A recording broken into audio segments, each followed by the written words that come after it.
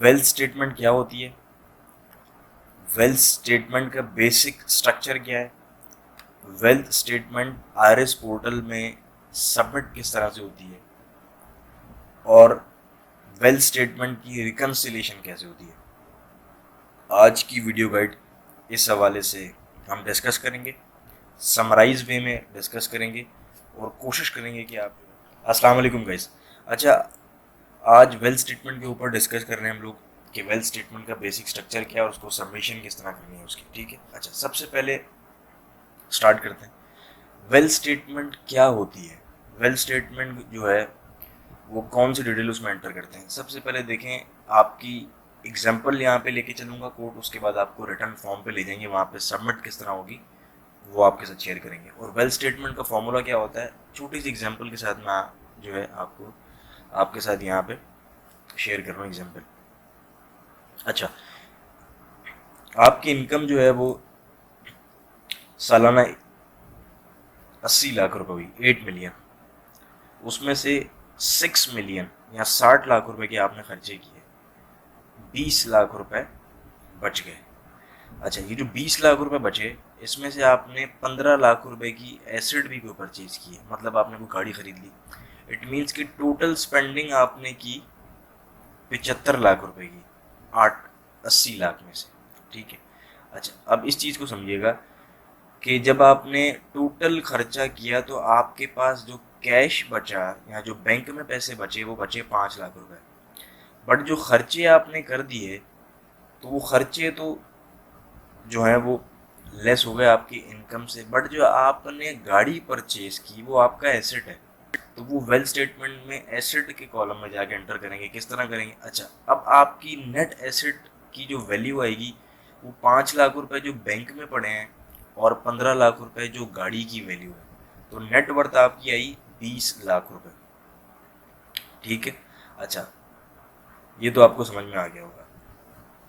अब आपने क्या करना है, अगर सिंपल एक्सपेंस होता 60 लाख रुपए गाड़ी परचेज ना करते तो सिंपल 20 लाख रुपए आपके पास होते।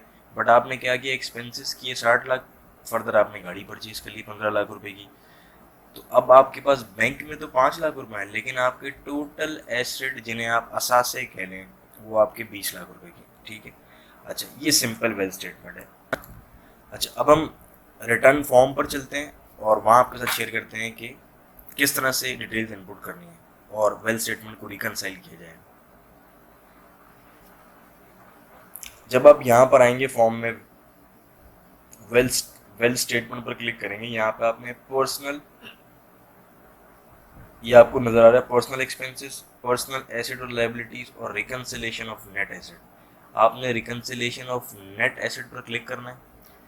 जो आपने इनकम इनकम टैक्स रिटर्न में डिक्लेयर की है वो आपने यहाँ पे 8 लाख रुपए, सॉरी 80 लाख रुपए एंटर कर देनी है as subject to normal tax return. Simple, अगर कोई एग्जाम्प्ट इनकम है तो आप यहाँ लिख देंगे, अदरवाइज इस केस में कोई एग्जाम्प्ट इनकम नहीं है तो आप 80 लाख रुपए इधर सिंपल एंटर कर देंगे, दिस वन। अच्छा, उसके बाद आपने क्या करना है, आपने पर्सनल एक्सपेंसेस में आना है। जो भी आपके खर्चे हैं, जो रेंट में आपने पे किए, जो भी आपने खर्चे किए हैं, अगर आपने बायफरगेट किए हैं तो आप वन बाय वन करके एक एक कॉलम में लिख दें। अदरवाइज मैं वीडियो ज़्यादा लेंथी ना हो इसलिए टोटल जो है वो एक हेड में लिख रहा हूँ, उधर पर्सनल एक्सपेंसेस के हेड में। ठीक है, 60 लाख रुपए, दिस वन, ये मैंने यहाँ पर एंटर कर दी। ठीक है, अच्छा उसके बाद अब क्या हुआ, अब मैंने गाड़ी परचेज की 15 लाख रुपए की। अब मैं पर्सनल एसेट में आऊँगा और यहाँ पर मोटर व्हीकल के सेक्शन में यहाँ पर क्लिक करके ऐड करवा दूंगा गाड़ी, अपना कौन सा रजिस्ट्रेशन नंबर थी, उसका मेक या मॉडल के जो भी एंटर करके, फिर मेरे पास ये बॉक्स या सेल इनेबल हो जाएगा। यहाँ मैं गाड़ी की वैल्यू लिख दूंगा, कितने में मैंने परचेज की, 15 लाख रुपए, 15 लाख रुपए लिख दी, दिस वन। ठीक है, उसके बाद मेरे बैंक में कितने पैसे पड़े हैं, 5 लाख रुपए, वो मैं cash non business this one यहाँ एंटर कर दूंगा, ये चीज़। अच्छा, अब ये सब करने के बाद मैं कैलकुलेट पर सिंपल क्लिक करूंगा और रिकन्सिलेशन ऑफ नेट एसेट पर आऊंगा।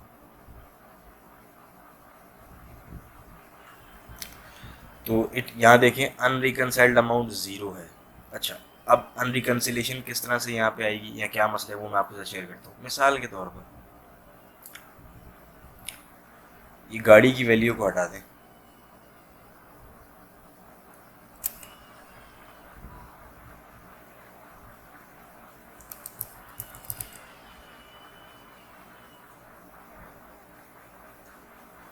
अच्छा मैंने गाड़ी की वैल्यू हटा दी। अब ये कह रहा है कि अनरिकनसाइल्ड अमाउंट आपका 15 लाख रुपए। अच्छा सिंपल क्या होता है कि जो सिंपली नॉर्मली लोग चेक कैसे करेंगे, वो क्या करते हैं कि हमने हमने इनकम, हमारे इनफ्लोज कितने हुए, हमारे आउटफ्लोज कितने हुए, नेट फिगर क्या है। अच्छा अब क्या करेंगे, आप 80 लाख में से 6 लाख माइनस करेंगे, बट इनफ्लोज में आपने 15 लाख की गाड़ी भी ली है, तो आप क्या करेंगे, सिंपल 80 लाख में से आप 60 लाख प्लस 15 लाख की जो आपने गाड़ी ली है, ये कितना बन गया, 75 लाख रुपए। ये माइनस करेंगे और ये आप दिखाएंगे कि 5 लाख रुपए, ठीक है। अब होगा क्या, 5 लाख रुपए अगर आप दिखाएंगे बैंक अकाउंट में दिखा देंगे, आप यहाँ पर दिखाएंगे कि मेरे पास 5 लाख रुपए पड़ा है, ठीक है। बट आपने गाड़ी की एंट्री नहीं की, तो 15 लाख रुपए अनरिकनसाइल्ड अमाउंट। इट मीन्स कि खर्चा तो आपने, देखिए दो सिनेरियो है, यहाँ तो आप 15 लाख रुपए यहाँ खर्चों में दिखा दें, 75 लाख रुपए टोटल, तो फिर तो रिकनसाइल होगा। लेकिन ये तरीका गलत है। आपने क्या करना है, एसेट आपके हैं, जो गाड़ी आपने परचेज की है वो आपका असासा है। अच्छा एक तो ये केस मैंने आपके साथ डिस्कस किया, ठीक है। एक थोड़ा सा इसको टिपिकल करते हैं, ठीक है। टिपिकल क्या करते हैं कि हमने लोन ले लिया किसी अपने दोस्त से या कहीं से, हमने लोन ले लिया 20 लाख रुपए का, ठीक है। अब स्टेटमेंट किस तरह से शो करनी है और इफेक्ट क्या डालना है इस स्टेटमेंट में, ठीक है। अच्छा आपने स्टेटमेंट में देखें शो क्या करना है, सबसे पहले एसेट्स, लाइबिलिटीज और आपने अपने एक्सपेंसेस शो करना है। ये तीन चीज़ें आपने शो करनी है वेल्थ स्टेटमेंट में, ठीक है। अच्छा अच्छा पर्सनल एसेट और लाइबिलिटीज पर क्लिक करेंगे, यहाँ पर आप this one credit non business borings overdraft, this one यहाँ पर क्लिक करेंगे और यहाँ पे आप लिख दें कि मैंने XYZ से क्रेडिटर है।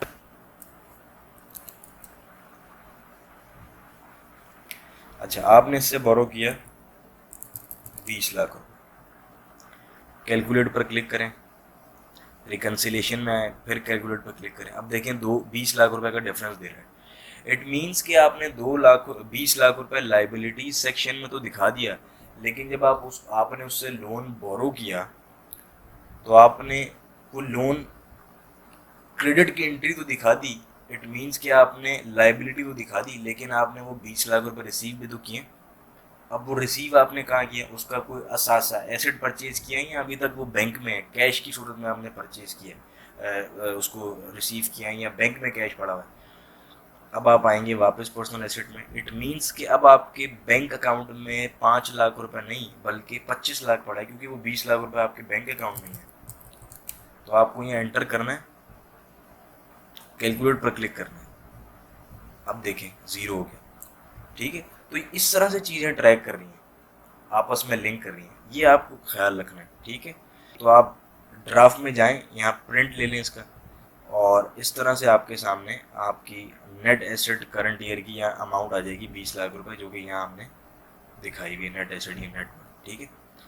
तो ये बेसिक स्ट्रक्चर था वेल्थ स्टेटमेंट का, बेसिक अंडरस्टैंडिंग्स थी वेल्थ स्टेटमेंट की कि वेल्थ स्टेटमेंट का फॉर्मूला या उसका बेसिक स्ट्रक्चर क्या है और वेल्थ स्टेटमेंट को फाइल किस तरह से करें। वेरिफिकेशन पे आए, अपना वेरिफिकेशन का जो पिन कोड है वो एंटर करके और एक बार अपनी रिटर्न को कम्प्लीटली चेक कर लें और उसके बाद सबमिट करके फाइल कर दें, सिंपल, ठीक है।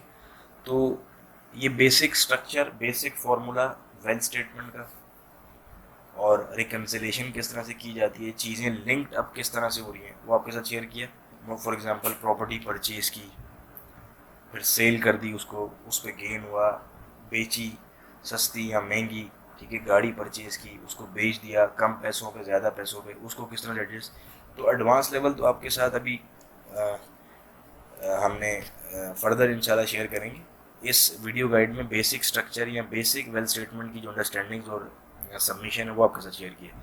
फर्दर अगर आपको एडवांस लेवल के ऊपर कोई परेशानी आ रही है, आपकी टिपिकल जो है वो चीज़ें आ रही हैं आपके सामने, तो नीचे आप कमेंट कीजिएगा, व्हाट्सएप पर हमारा नीचे नंबर मेंशन है, टेक्स्ट कीजिएगा, तो इंशाल्लाह एक फर्दर जो लोगों की क्यूरीज जो है आप लोगों की सम अप करके एक एडवांस लेवल की वेल स्टेटमेंट सबमिशन के ऊपर वीडियो गाइड आपके साथ शेयर कर लेंगे, ताकि आप अपनी वेल स्टेटमेंट को भी इजीली सबमिट कर सकें और रिकनसाइल भी कर सकें।